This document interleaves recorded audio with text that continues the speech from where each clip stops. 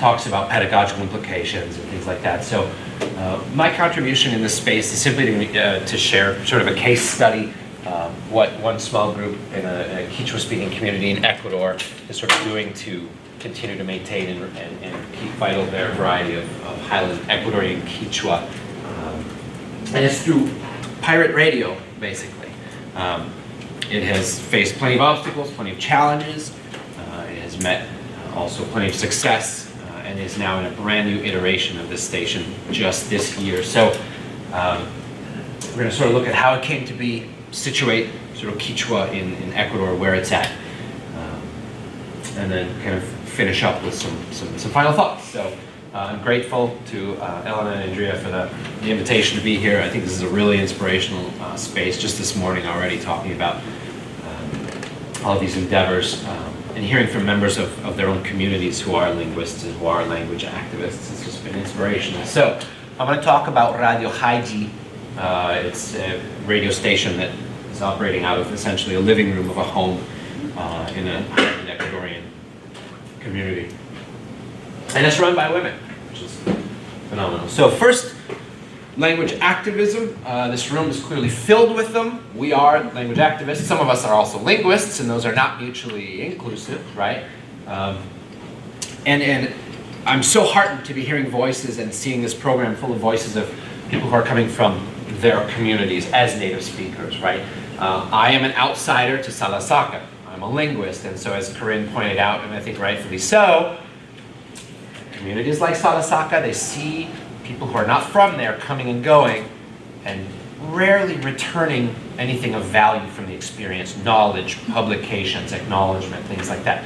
So I need to be careful in owning that position, right?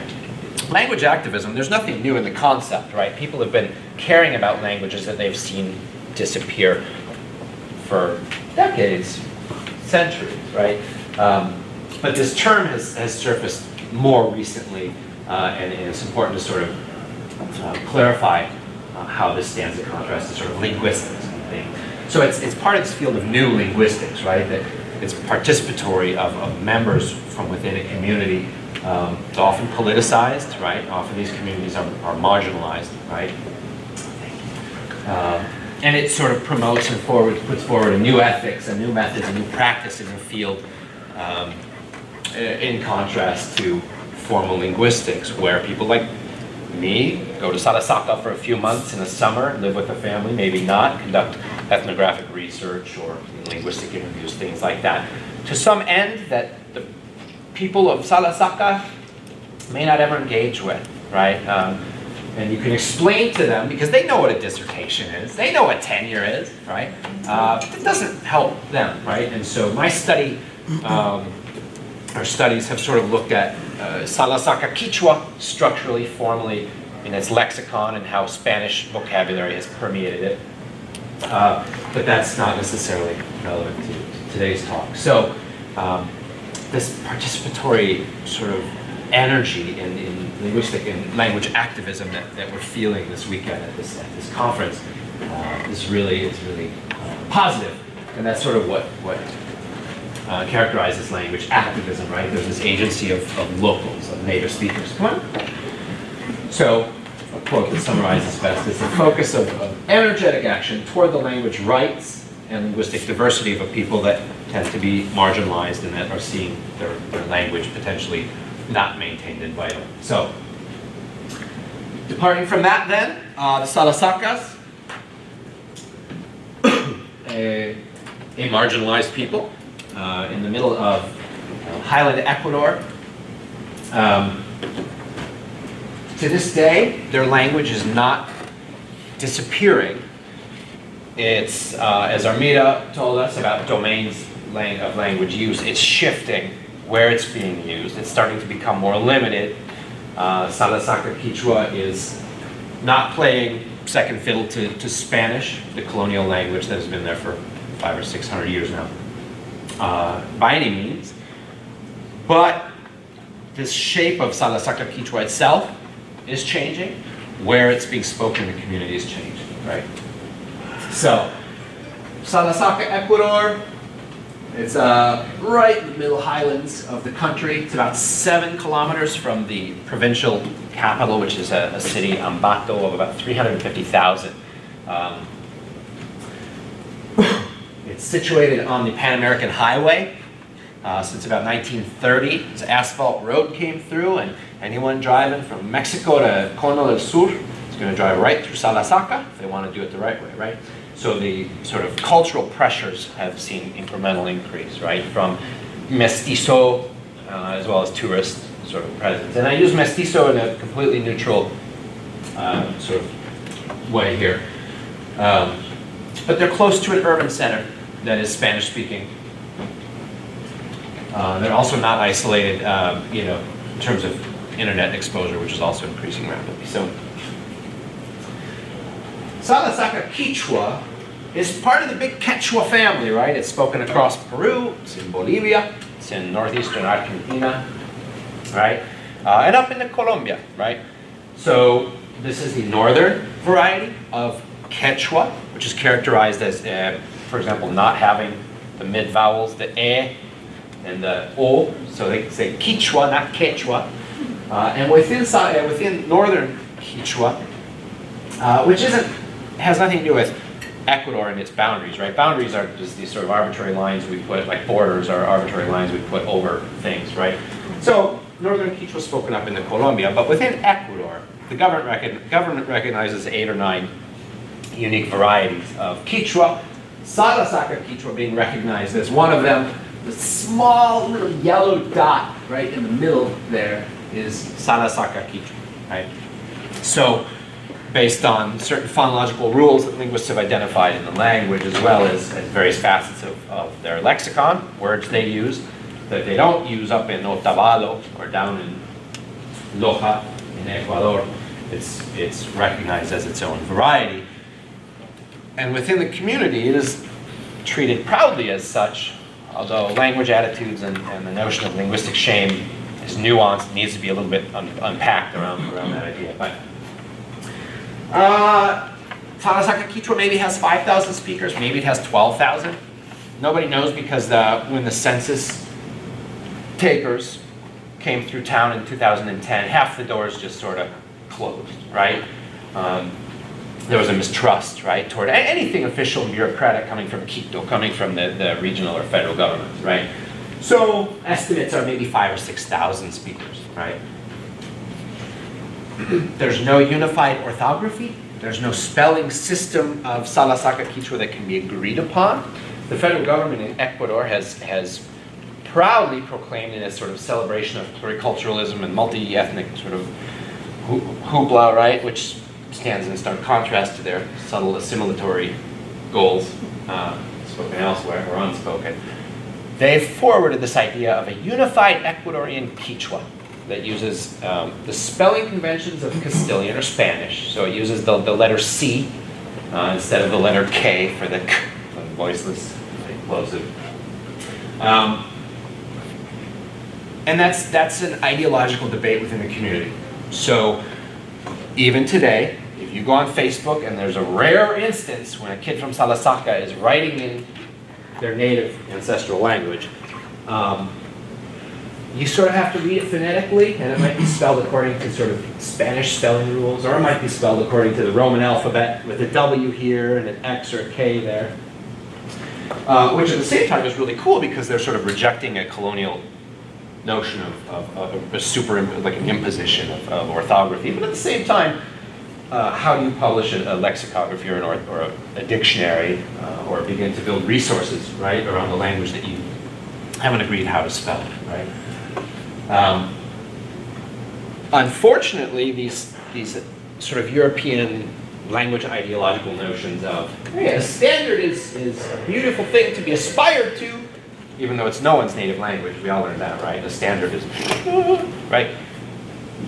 But it leads to ideas of linguistic shame, right? These subtle notions that, like, well, I don't speak like these infomercials or the bilingual immersion school in Ambato.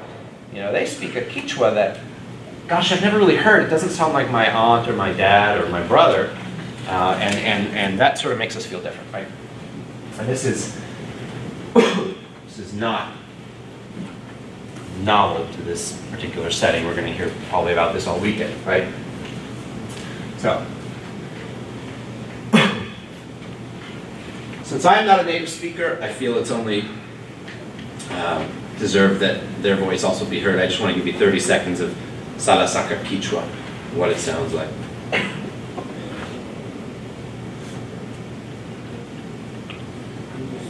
Eu curti cei vinha bastante colegio parte eu curti. Escolhemos de parte, desde primeiro grado hasta sexto grado. Sexto mundo tinha colegio tinha bastante hasta que Tucuringa. Aí vinha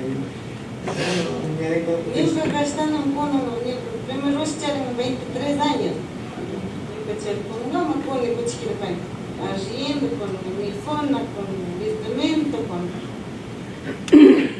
Salasaka Quichua is an agglutinative language, like most of the American language families, right? We've already talked today quite a bit about affixation, suffixation, right? So it's typologically, genetically, if you prefer that metaphor, not related to Spanish in any way, right? Verb morphologies and stuff, they just don't match up well. But I'm going to talk a little bit about how Salasaka Quichua has been permeated by Spanish, especially nouns and verbs, right? Just briefly, to sort of paint a picture of how the language is changing under the pressure, the social pressure of a sort of socially dominant language that coexists with it or at the margin. And I'm also going to look a little bit at domains of language use so that we understand how, even though Salasaka Quichua is still the first language being learned in the home, often right alongside Spanish, that's not to say it isn't to some degree threatened or that it's going to be facing shift in the next few generations. The highway came through Salasaka in about 1930. 1950, 1960, some Christian groups with the aims of converting Salasaka to Christianity moved in, built churches, brought Castilian versions of the Bible or Spanish language versions of the Bible. I think currently the Summer Language Institute up in North Dakota is creating a Bible in Salasaka Quichua. They've been translating other versions in the Andes for decades, right? But you know, evangelization was a big reason that linguistically, suddenly this community was involved in they were hearing Spanish, right? They weren't using it in the homes. This is 1950s, 1960s, and because of the reputation of the Salasakas as savages by the mestizos in the small towns around the community, right? They were culturally isolated, linguistically isolated, and that was also self-imposed, right? Part of it, their origin myth is that 800 years ago, they were transplanted by the Inca from Bolivia as Mitimay. Mitimay is the system where the Inca would sort of transplant problematic populations to pacify them, right? This is Mary Antonia's area of expertise, not mine. But that stuck, and so there's this pride in that the Salasakas are Mitimay. They were fierce people then, and they still are, right? They send delegations back to Bolivia every few years just to sort of retouch that flame, right? So the cultural pride is strong, and with that, you know, we hope that the linguistic pride stays strong as well.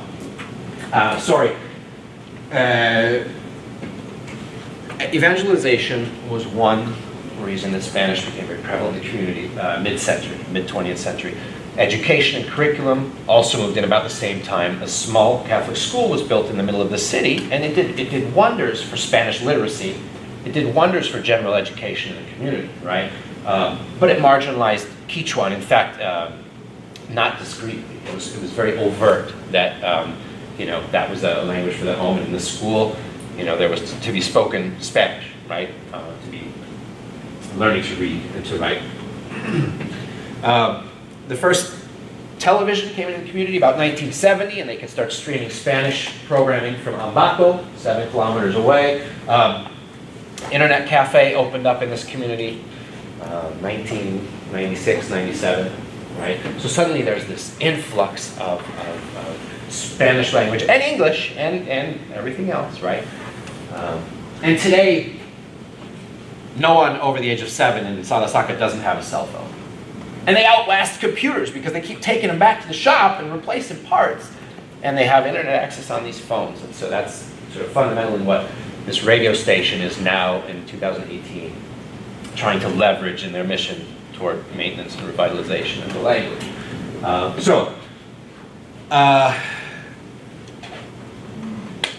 Amrita, was it you that said language shift and loss is not always extrinsic, but also participatory? Yes. And what was the beautiful word you said? Consensual? It's the ultimate consensual act. It's the ultimate consensual act, right? Language. Unfortunately, so some things are happening within the community that are also sort of changing how Quechua is perceived and its importance in the community. Men, typically, not every man, but most, once they're in their 20s, they'll hit the road to find some work for a few years in Ambato, the city nearby, or they'll go to Galapagos, the islands, where hotel construction is still off the charts, and there's always work building hotels with other Ecuadorians who speak just Spanish. Men will travel to France and Spain and be street musicians for a few years, and then they'll come back and build beautiful homes in the middle of this city that, or town, I'm sorry, village, that is only a few decades removed from sort of the traditional homes that had sort of the thatched roofs. And so now we see cinder block and linoleum or marble floors and things. And they're bringing with them language attitudes about Spanish, right? It was all they spoke in France for 2 years while they were playing charangos on the street, right? And so this is influencing the little kids that look up to them, right? And that's a subtle way that language attitudes are shifting in the community.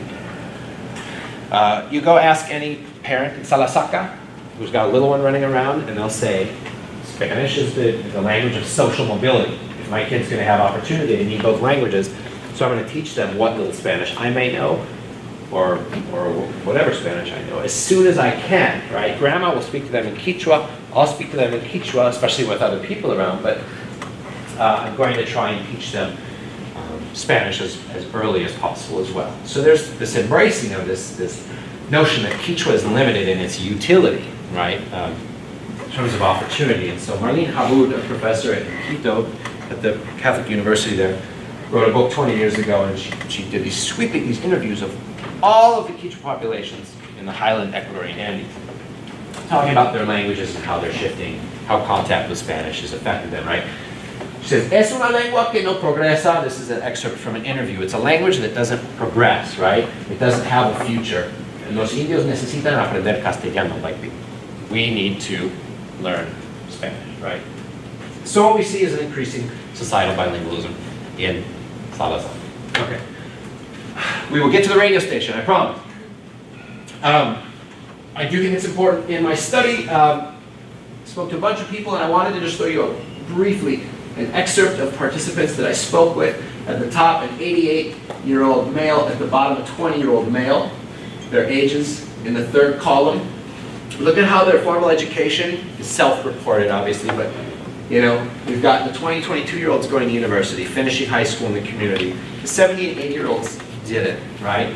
And so the linguistic landscape in this community, as to be expected when you start to bring in schools and things like that, right, is we have a shift from monolingual speakers to near-balanced bilinguals. So a really quick snapshot of sort of how intergenerationally language repertoires are evolving, right? Simply through exposure and other things. Domains of language use are also shifting, but it's still relatively diglossic. Diglossic meaning, you know, in the schools you'll hear Spanish. In the government, in the meetings of the elders, if you will, Quechua. But if you go to a Salasaka-wide meeting, they'll switch back and forth based on what they're talking about. There's sort of some semantic input there too. And because there's no orthographic convention, new social media, Salasaka Quechua is absent there. So these 10, 12, 14-year-old Salasaka kids are writing to each other in Spanish on Facebook and on WhatsApp and High Five and whatever the social media platforms are. Because they all have phones and they're all taking selfies, and it's just normal teenage behavior, right? But they're not doing it in Quechua. So another brief snapshot of the language itself and how that can tell us something about language shift and what's happening in the community is lexical borrowing, right? So languages in contact can sort of demonstrate various changes over a few generations. One of them, especially in sustained situations of bilingualism, where one language isn't completely supplanting another within a generation or two, right? Or in cases of immigration, here we simply have this coexistence of languages, is they borrow words. And typically, the socially subordinate language will borrow, and it's not really a conscious act. It can be if there's prestige involved, but sometimes it's just a subtle. These vocabulary items will start to permeate the vocabulary of the socially subordinated language, and then be passed on to the next generation as a fixed part of the lexicon. It's lexical borrowing, right? We say rendezvous in English. Do we say rendezvous? No, we say rendezvous. But it's technically a French borrowing, right? So Spanish, this is what motivated my research, and this isn't about my research, but the American ancestral languages are so typologically different than the Romance and sort of Latin-derived languages in their morphology, you know? And so if one starts to permeate the other, that must suggest there's extreme pressure, right? Social or otherwise, right?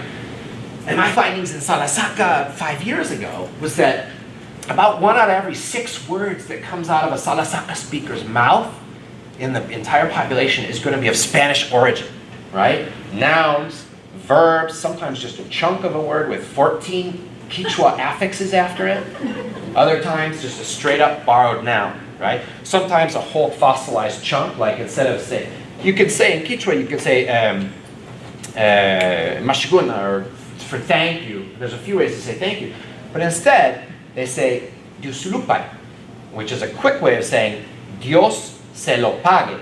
That didn't come from Quechua, right? It came 60 years ago with the first church, right? Dios se lo pague.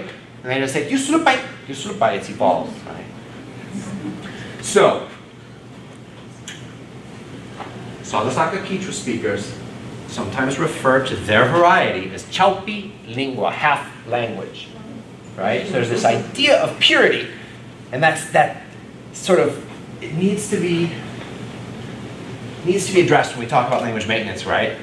Or maybe it doesn't. What's being maintained, right? And speaker perceptions of that language.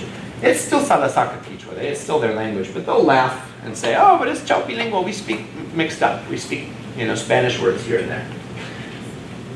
Fortunately for the radio station and other endeavors to maintain the language, that doesn't matter. So there is a correlation between speaker age and borrowing.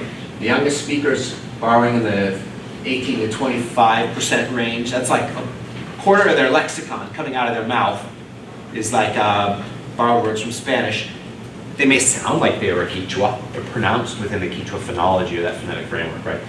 Whereas the community elders, 8, 9, 10%. Now that's not a clean, obviously, correlation, but it's suggestive, right?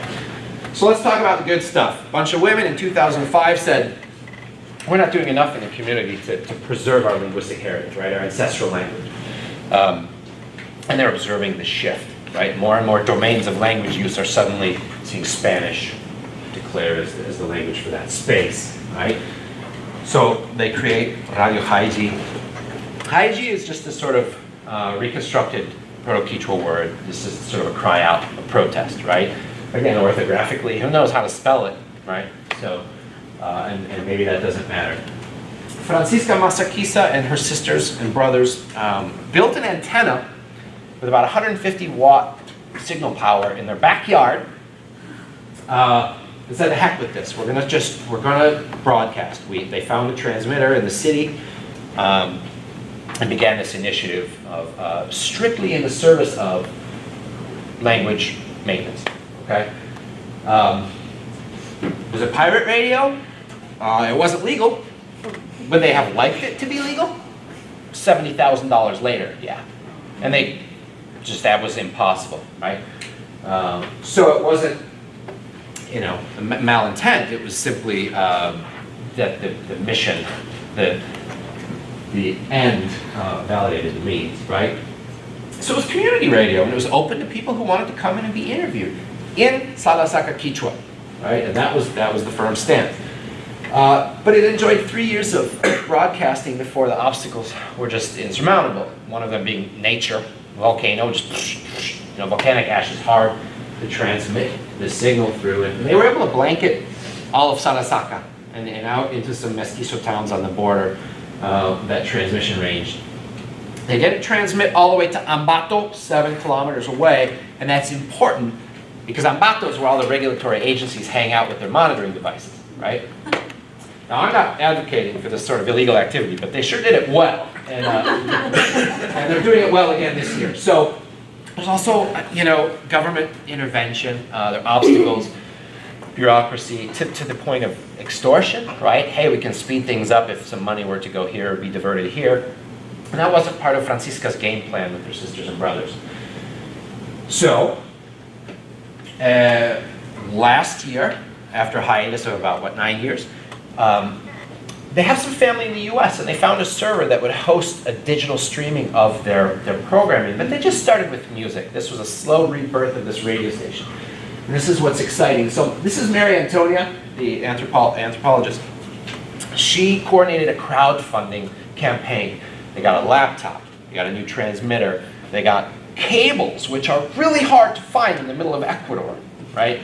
Just going Ethernet to USB or, these interfaces take days and money to find. And so she brought down donated editing software. Not only that, but she has friends who do pirate radio here, right? And so when we start to formulate, like, what made this or makes this successful, the people side of things, as much as anything, figures in.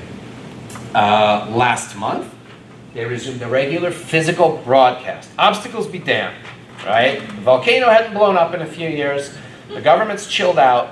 And what's cool is, in January of this year, Salasaca was named by the National Assembly a cultural patrimony site. So, one of the bullet points under that, what? Nothing. And so, is Isleta one too? No, Okay. I just went. Yeah, right.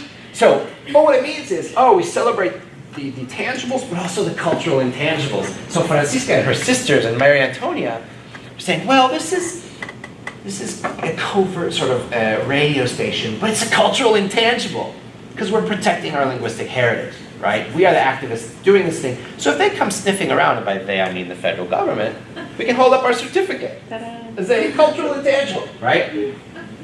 I want you to hear this. This was their inaugural broadcast last month. The woman in the middle is the president of the indigenous movement of the entire province, Tungurahua, okay, which encapsulates 4 different indigenous groups.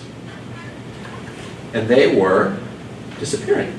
They were talking about, and if you hear her Spanish, you'll hear if you listen to her Quechua, you'll hear some Spanish loanwords. She's just bringing the community up to speed on what's been happening, civic engagement, right?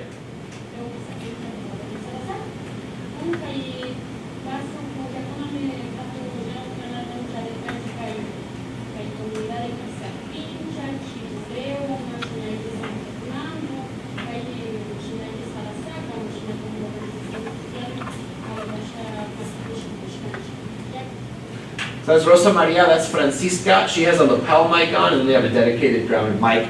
And this is the format. They invited 4 people to just come and talk that night. Guess how many showed up? 1, right?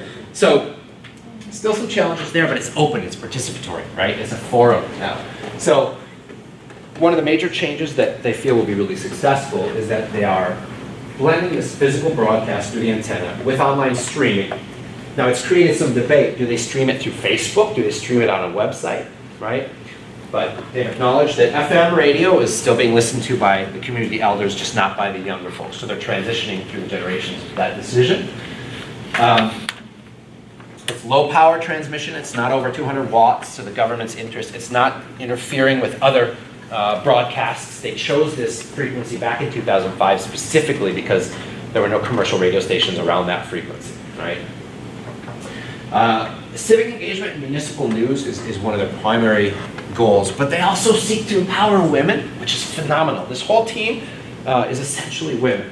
Who showed up on the first night for an interview? The female leader of the Tungurahua indigenous movement, right? And as I was talking to Mary Antonia about this anecdotally, she said, the guys are always the ones dropping their head when there's a sort of obstacle. And it's always like the women that pull through and they see what needs to be done and they do it, and there's a rebirth of this radio station. And we got a chuckle because it's anecdotal, right? But it's, did you need another picture of that? Got it. I got it. Okay, great. Sorry, I'll hustle here. So, challenges moving forward, is this replicable? Well, some really unique circumstances have led to its rebirth and hopefully future success, but the aging population is not, can I say that? The community elders, they're not tuning into internet to listen, right? But the youth are. So bridging that sort of divide is going to be primary for them and of paramount importance.